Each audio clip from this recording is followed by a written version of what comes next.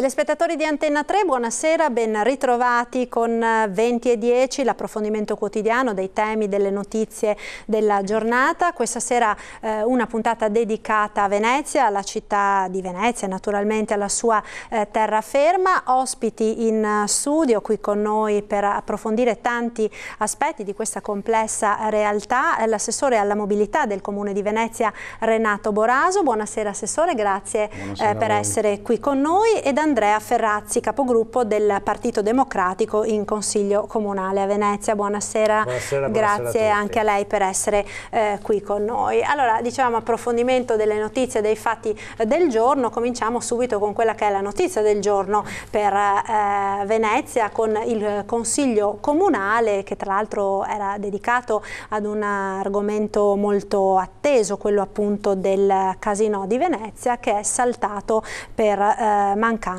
del numero legale. Diversi consiglieri della maggioranza non si sono presentati e quindi questa attesa seduta è saltata. Assessore, che cosa è successo? Per me è successo che convocare il Consiglio Comunale di mattina non porta mai bene, lo dico per esperienza che ho fatto il Presidente del Consiglio Comunale. Poi i temi sono abbastanza, anzi sono molto importanti all'ordine del giorno, e chiaramente convocato credo alle 11 di mattina è venuto che la maggioranza non aveva il numero legale, mancavano mi pare 6 consiglieri e la minoranza ha fatto il suo lavoro, quindi non avendo garantito il numero legale è venuto meno il Consiglio Comunale. Verrà rifatto mercoledì prossimo, i temi sono importanti, tra cui la delicatissima vicenda che sta vivendo la società del Casinò della nostra città. Questo è un tema molto delicato su cui è bene che il Consiglio ci sia una forte discussione, un dibattito importante, perché qui la situazione è molto seria. Ecco, certo che manchi il numero legale su un tema, a maggior ragione, insomma, su un tema così importante, può essere un segnale, c'è chi parla già di crisi.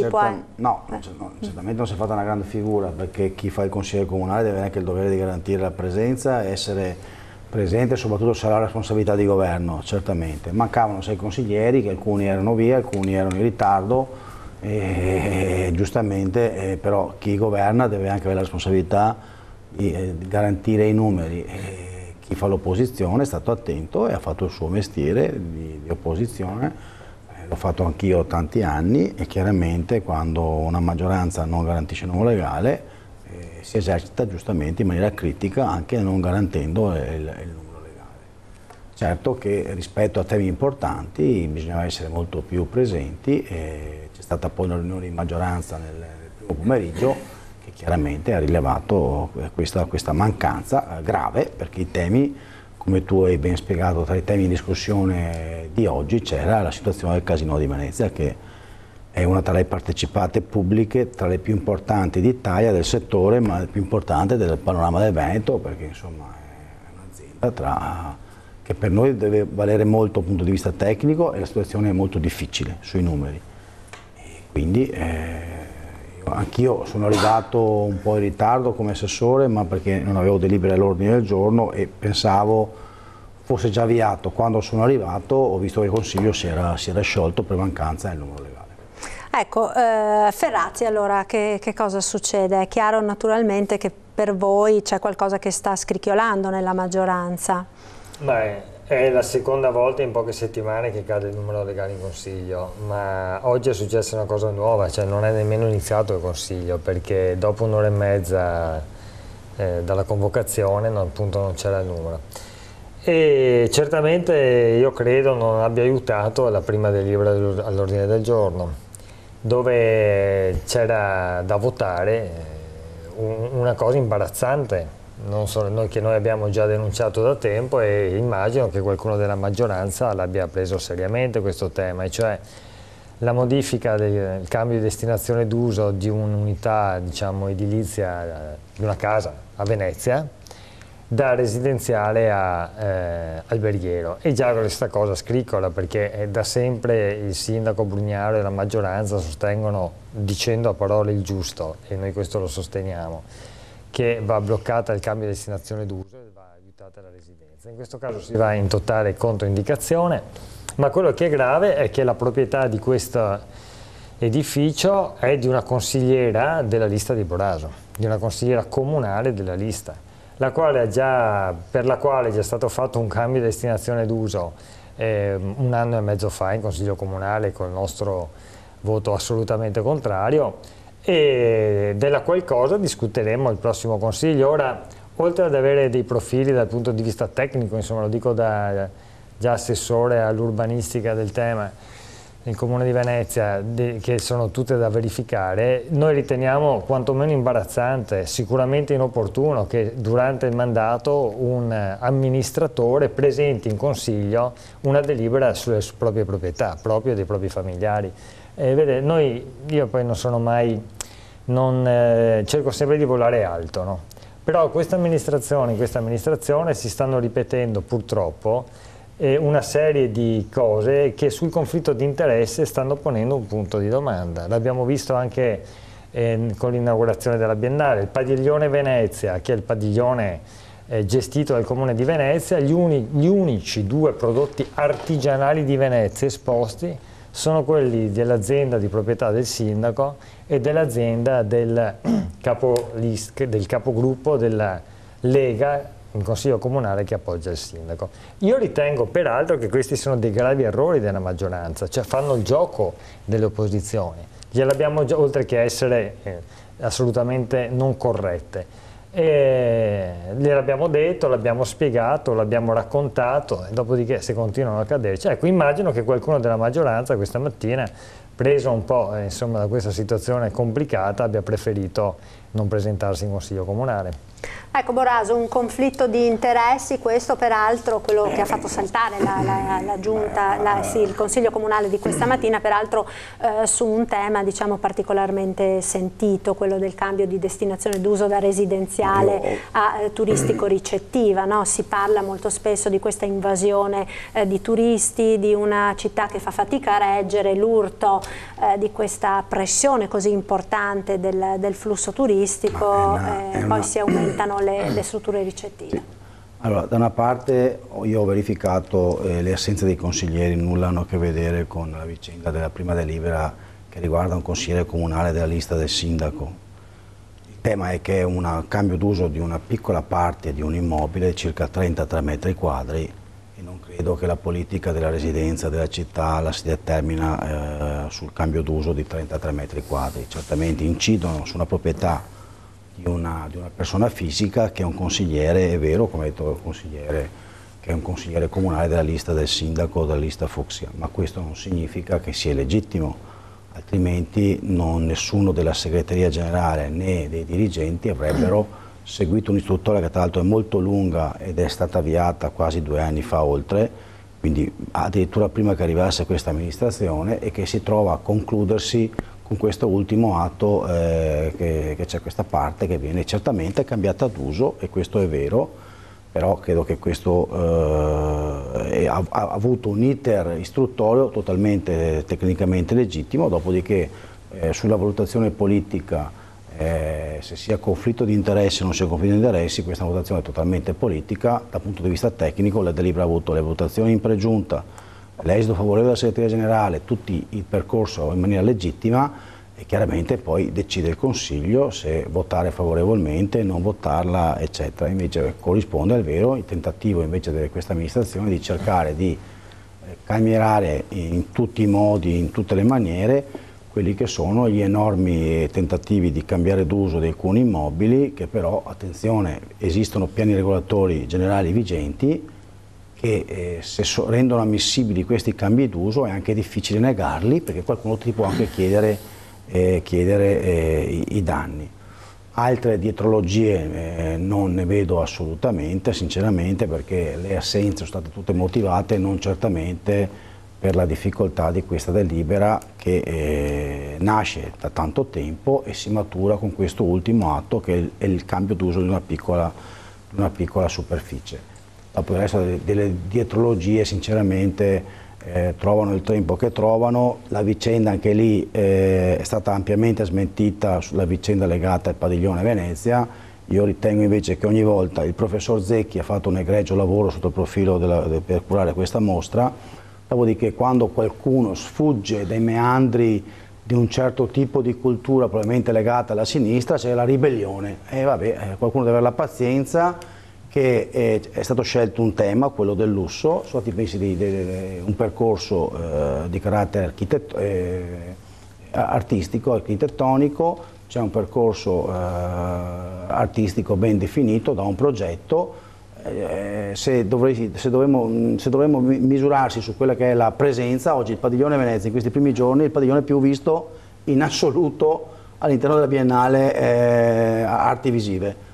Cioè, basta chiedere i dati al direttore della Biennale e mi dirà che il padiglione più visitato è quello, forse il clamore dei giornali su quello che può essere, sta convogliando un sacco di persone a visitare. Io insomma, aspetterei, si dice tanto clamore, basta che se ne parli. Esattamente, c'è un vecchio slogan, però io aspetterei i dati finali per giudicare se il Padiglione Venezia è veramente così. Io invece sono di opinione totalmente opposta. Ecco, lei ha accennato ad un tema sul quale volevo tornare appunto nella trasmissione di questa sera. Ne abbiamo parlato ieri sera durante 20:10 con l'assessore De Berti. Si parlava di flussi turistici di questa città, insomma, che fatica a reggere l'impatto. L'assessore De Berti, a proposito della crisi del sistema di trasporto dei treni che c'è stata sabato e domenica scorsi a Treviso in relazione alla Dunata degli Alpini, ha tirato in ballo il Carnevale di Venezia, dicendo che c'è stato un blocco proprio in occasione del Carnevale di Venezia da parte del Comune. Se vuole lo sentiamo insieme quello che ha detto l'assessore De Berti ieri sera, puntando appunto il dito contro l'amministrazione. Sentiamo l'intervento, poi avremo modo di commentarlo insieme. Ci tengo a spiegare che per quanto riguarda il Carnevale di Venezia, la Regione non viene chiamata ai tavoli in prefettura per decidere eventuali rinforzi nel trasporto pubblico locale, sia come treni che come gomma, partendo dal presupposto che qualche mese fa, quando era stato fatto il tavolo dove si era discusso il trasporto pubblico locale, il rappresentante del Comune di Venezia aveva posto il veto a Trenitalia di aumentare i treni, di fare dei treni speciali per portare le persone a Venezia, perché diceva che già il Carnevale creava una situazione di criticità a livello di sovraffollamento della città. Incentivare le persone con i treni a recarsi a Venezia sarebbe stato un ulteriore problema, quindi aveva posto il veto. Ecco, Assessore, ha sentito quello che ha detto l'assessore regionale De Berti. Il Comune ha posto il veto in un momento proprio in cui si parla tanto di incentivare l'uso del trasporto pubblico su rotaia nel nostro territorio, è così? No, non esiste nessun documento, nessun verbale in cui nessun rappresentante del Comune di Venezia abbia posto veti su miglioramenti di carattere trasportistico da parte di RFI o di Trenitalia o del sistema regionale, assolutamente. Noi abbiamo invece fortemente potenziato di nostro il servizio di trasporto pubblico locale con centinaia e centinaia di corse bis, e domani vi invierò tramite l'azienda VM tutte le corse bis, però è come se per parlare di un problema che è stato reale, cioè la disfatta del servizio treni sulla vicenda della Dunata degli Alpini a Treviso, noi parliamo di Roma. No, per cortesia, non è che se qualcosa non ha funzionato è colpa dei sindaci di Treviso o del sindaco di Venezia tirando fuori il Carnevale. Qui la realtà è che la vicenda dei treni legata alla situazione della Dunata è stata fallimentare. Sarebbe stato bene che qualcuno analizzasse quel tema di perché per dover coprire la vicenda disastrosa che tutti hanno visto, gestione Trenitalia sulla vicenda Dunata, si parla di un problema che risale a 4 mesi fa, su cui noi rispondiamo per le nostre aziende. Noi non possiamo pensare neanche minimamente di poter influire su RFI, su Trenitalia, e dire quanti treni possa mettere, quanti treni non possa mettere. Noi ci siamo occupati del nostro trasporto pubblico locale e le posso garantire che domani le manderò esattamente tramite l'azienda. Può mandarlo all'assessore, l'ha detto l'assessore, oltre che al suo dirigente, perché preferisco mandarlo a qualcuno che tecnicamente capisca bene le cose, così capiranno la quantità di servizi suppletivi che abbiamo messo in piedi per il periodo della durata del Carnevale, tutt'altro. Ecco, a proposito di trasporto pubblico locale, anche da questa sera mi pare il tram di Mestre è fermo per dei lavori. Sì, quindi, abbiamo in corso una indicazione precisa da parte di USTIF, che è la Commissione Tecnica dei Trasporti Nazionale, che ci impone il cambio dei ganci lungo il percorso del tram. Alcuni ganci si sono rotti durante questi mesi e chiaramente adesso noi stiamo preordinando una serie di lavori sulle piattaforme che servono necessariamente nella fase notturna a sostituire tutta una serie di ganci che sono stati giudicati dalla Commissione USTIF non nei livelli di sicurezza sufficientemente necessari per garantire che non avvenga più quello che è avvenuto, che un gancio si è sganciato e i bulloni hanno centrato un autoveicolo in corsa sul Ponte della Libertà, e quindi chiaramente ci scusiamo anche del disagio che molti utenti anche questa mattina ci hanno fatto notare. Chiaramente noi dobbiamo interrompere le corse a una certa ora della sera per poter effettuare perché chiaramente il disagio ci sarà per alcuni giorni, ma dobbiamo anche rispondere degli organismi di carattere della sicurezza nazionale, e si chiama Commissione USTIF, che ci ha imposto, e qui l'ATI che ha realizzato il tram sta sborsando circa 100.000 euro per cambiare tutti questi ganci necessari, perché ci hanno obbligato per motivi di sicurezza. Ecco, sembra un po' una storia infinita questa del tram, tra cerchiamo di farlo disagi, funzionare, perché è un servizio importante, deve funzionare al meglio. Sappiamo che voi non eravate mai stati favorevoli. Ferrazzi, questo tram è un po' una spina nel fianco. Ma guardi, è del tutto evidente che se alcune cose non erano state costruite a regola d'arte, ovviamente le aziende che hanno commesso l'errore devono ripagarle, infatti loro lo stanno facendo, come è giusto che sia. Ed era del tutto evidente, come dice anche, ci ha spiegato tecnicamente, insomma, l'amministratore delegato dell'azienda pubblica che gestisce il tram, che è stato riconfermato da questo sindaco, quindi diciamo se è di parte è di parte di tutti. I blocchi del tram sono assolutamente in calo, erano fisiologici visto che bisognava entrare nella fase successiva alla sperimentazione, e adesso è un servizio che è importante per la città. Basta vedere anche a Padova quello che è successo, c'erano giustamente delle tensioni iniziali e dopodiché sono state risolte. Certamente nella città di Venezia, in Mestre in particolare, c'è un tema in più, cioè il tema delle corsie preferenziali. Padova ha una percentuale di corsia dedicata, diciamo, solamente al tram molto maggiore rispetto a quella di Mestre, ma questa è una scelta politica. D'altro canto ricordo che molti che oggi stanno governando il Comune di Venezia si erano opposti l'altra volta a politiche di questo tipo, cioè politiche che favoriscono il trasporto pubblico. Comunque è del tutto evidente, insomma, che il tram è un mezzo di comunicazione, è un mezzo di trasporto importante nella fisiologia delle città, e soprattutto nelle città, quelle innovative, il mezzo tram è considerato tra i mezzi di trasporto più importanti. Ecco, sicuramente i cittadini lo apprezzano e lo stanno comunque utilizzando molto per spostarsi, anche se insomma chiedono qualcosina in più. Vediamo insieme che cosa è successo questa mattina in Piazzale Cialdini. Abbiamo raccolto la protesta di alcuni cittadini. Sentiamo perché. Adesso siamo in Piazzale Cialdini e le panchine mancano. Non so se sia perché devono terminare probabilmente i lavori, spero. È il nodo principale del tram di Mestre, il centralissimo Piazzale Cialdini, appena dietro Piazza Barche, all'incrocio con Via Podecime e Viale San Marco. Mercato settimanale a parte, qui quotidianamente è tutto un via vai di gente in attesa del tram. Quelli che fanno fatica a stare in piedi allora hanno bisogno. Anziani, giovani, meno giovani, tutti in piedi tranne 3 persone. Non possiamo considerare 3 posti a sedere lì come panchine in attesa del prossimo tram. Pertanto sì, mi auguro che possano installare delle belle panchine dove le persone possono sedersi in attesa che arrivino i mezzi pubblici. In effetti sì, la necessità ci sarebbe in concreto di aumentarne il numero, insomma la quantità. C'è un anziano stanco che ha necessità. Perché dice gli anziani ne hanno maggiormente bisogno? Ma secondo me sì, no, diventiamo tutti vecchi, no? Il messaggio a sindaco e assessore di reparto. Provare ad attendere il tram e l'autobus quando l'hai appena perso, soprattutto se piove o se c'è freddo o se hai fatto una giornata di lavoro pesante. siamo ormai rassegnati. È una brutta cosa però. È una brutta cosa, questo è vero, però ormai è un degrado costante, Mestre sta scendendo sempre più.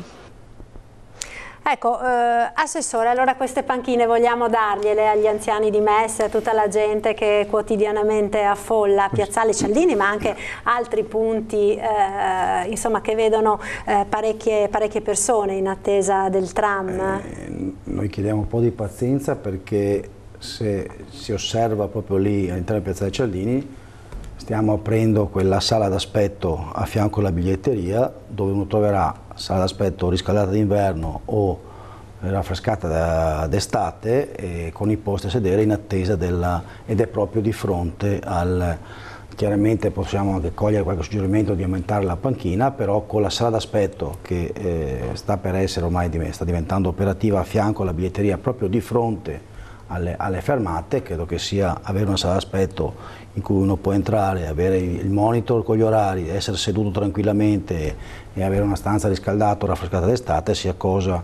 È chiaro che abbiamo trovato Piazzale Cialdini nudo e crudo come l'abbiamo trovato, e questi 2 anni abbiamo cercato di inserire i bagni pubblici, un'area sosta biciclette, stiamo migliorando la segnaletica verticale, orizzontale per i percorsi eccetera. Poi se arriveranno la conferma dei fondi del PON Metro, che è un importante investimento di carattere europeo su fondi pubblici, verranno investiti circa ulteriori 200-250 mila euro per creare una sorta di piattaforma coperta, completa, da dare un senso a un terminal vero, in modo che alla fine questo punto nodale della città, ormai dal punto di vista della mobilità certificato dalla realtà, diventi un punto più accogliente. Però credo che gli sforzi fatti dall'amministrazione in questi giorni, quello di aprire un punto accoglienza a fianco alla biglietteria, quindi una sorta di sala di aspetto con il video, ecco, quanto eccetera. Ci vorrà? Diamo una risposta a questi cittadini per avere la sala d'aspetto. La settimana prossima è pienamente operativa e aperta. Sulle panchine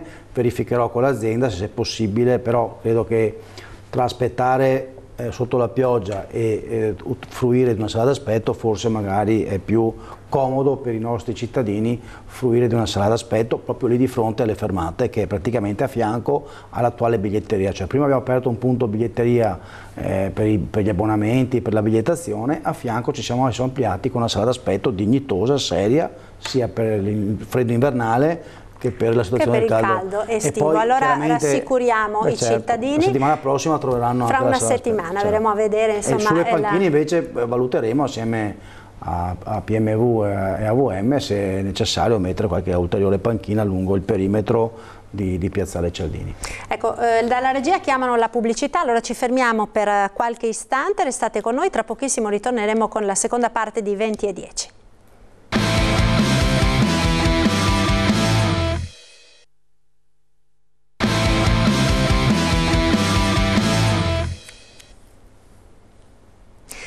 e 10, rieccoci in diretta. Stavamo parlando di Venezia e della sua terraferma con l'assessore Renato Boraso e con Andrea Ferrazzi, capogruppo del PD in Consiglio Comunale. Abbiamo visto insomma sul tram quelle che saranno le novità che arriveranno prossimamente per Mestre. C'è un'altra questione che in questi ultimi giorni sta un po' infiammando l'animo dei veneziani, ed è quella delle strisce blu, dei parcheggi a pagamento nei centri commerciali. Sta facendo molto discutere. Ferrazzi, voi che dite?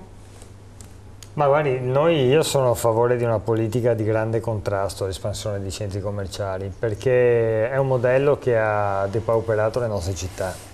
È stata una politica, devo dire, anche trasversale, che oltre il colore politico. È vero che diciamo, la distribuzione di centri commerciali risponde alla regione, perché è la regione che ha la pianificazione in generale, però è anche vero che trasversalmente sia giunte di centrosinistra che di centrodestra poi nei corsi degli anni 80, 90 e 2000 li hanno anche agevolati.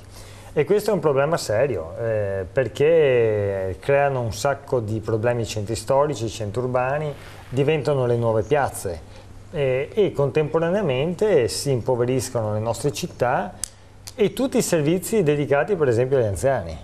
Perché è del tutto evidente che per uno giovane, un adulto, muoversi, andare in un centro commerciale o un parco commerciale, come si vuole chiamare, si fa presto, ma un anziano che non ha la possibilità di guidare, che deve usare i mezzi pubblici, eccetera, eccetera, ha un problema grosso, perché contemporaneamente questo sta chiudendo i piccoli negozi di vicinato, le farmacie di vicinato, cioè i luoghi in cui appunto le persone vivono la loro quotidianità, e allora bisogna totalmente invertire la direzione di questa operazione qui. Non è facile, ma va fatta con grande determinazione, in particolare nella nostra città. Mestre ha un problema nel centro di rete commerciale, e allora bisogna agire su politiche di contrasto ai grandi centri e poi politiche di riattivazione e di rivitalizzazione della nostra città. Mi riferisco per esempio a tutta la leva urbanistica, la leva certamente della sicurezza contro il degrado, per la sicurezza dei nostri cittadini, e contemporaneamente la leva dei progetti che rendono attraente e bella Mestre. Allora su questo c'è un sacco da fare. Il nostro giudizio sull'attuale amministrazione non è positivo, perché sono stati bloccati dei progetti fondamentali. Immagino per esempio l'accordo di programma sulla stazione di Mestre, che era tutto fatto con la regione, con le ferrovie dello Stato, eccetera, è stato fatto saltare la mattina in cui doveva essere firmato. Quell'accordo di programma non firmato ha fatto scappare investitori importanti che hanno portato 30 milioni di euro a Cuba, perché lì sì, il mercato sta andando, e la nostra stazione sta in una condizione che è fatiscente, che non è assolutamente improponibile a una città dello spessore di Mestre. Allora bisogna unire tutte queste operazioni insieme, perché Mestre merita molto molto di più. Ecco, Assessore. No, io vorrei spiegare bene questa questione. Il principio è l'equità. Se un cittadino va a Mestre in centro, parcheggia nel suolo pubblico, sa che trova la ZTL come qui a Mestre, come a Padova, come a Treviso, come a Vicenza. Noi non vogliamo, sembra qualcuno, siccome ho visto molti concittadini su Facebook lì a improperi, no, attenzione, noi vogliamo regolamentare gli spazi pubblici, cioè lo standard pubblico a parcheggio. Cioè, faccio un esempio: se un privato ha realizzato un centro commerciale, ha costruito 600 posti auto, di questi 600 ce ne sono 100 che sono della città, sono dei nostri concittadini. E non è pensabile che siano a fruizione totalmente privata, gratuita, per questi che fanno l'attività commerciale. Aggiungo che nel frattempo che noi chiacchieriamo e abbiamo dato a gratis l'uso di questi parcheggi, è una piccola parte, qualcuno a Roma si è portato a casa l'esenzione dalla Tari, dalla tassa dei rifiuti, perché la grande distribuzione era talmente brava a fare lobby a Roma che si è portata a casa un'esenzione pesantissima sulla tariffa rifiuti. E allora voi capite che per equità, se c'è qualcuno, non voglio fare il nome, che in corso del popolo sulla striscia blu, parlo della parte pubblica, è stata applicata la striscia blu a pagamento, poi il cliente che parcheggia lì schiaccia e il talloncino, il costo lo paga per convenzione il centro commerciale, è una scelta che può fare liberamente in convenzione il centro commerciale. Quindi noi vogliamo applicare questo principio di equità su tutte le aree commerciali che alle licenze erogate, grande distribuzione, hanno realizzato il parcheggio privato, che è enorme ed è suo, e nessuno vuole mettere tariffe sul parcheggio privato, perché qui si è scatenata una polemica, sembra che noi vogliamo mettere tariffazioni su tutto. A parte non potremo neanche farlo, perché avrebbero vittoria facile al TAR di qualsiasi regione di questo pianeta. Vogliamo però che il parcheggio pubblico debba contribuire pagando alle spese della città, perché altrimenti così non è serietà, non è corretto. Ecco, l'importante, dicono i cittadini, è che non lo paghi il cittadino, però altrimenti Ferrazzi. Lo paga il cittadino, come quasi io spiego ai cittadini che quando vanno in centro a Mestre e pagano 1,20 euro il parcheggio o 0,80 perché parcheggio in suolo pubblico, non si capisce perché se vado a un centro commerciale e ho del suolo pubblico, il centro commerciale può decidere di far pagare al cliente, altrimenti le spese sono solo del comune, perché poi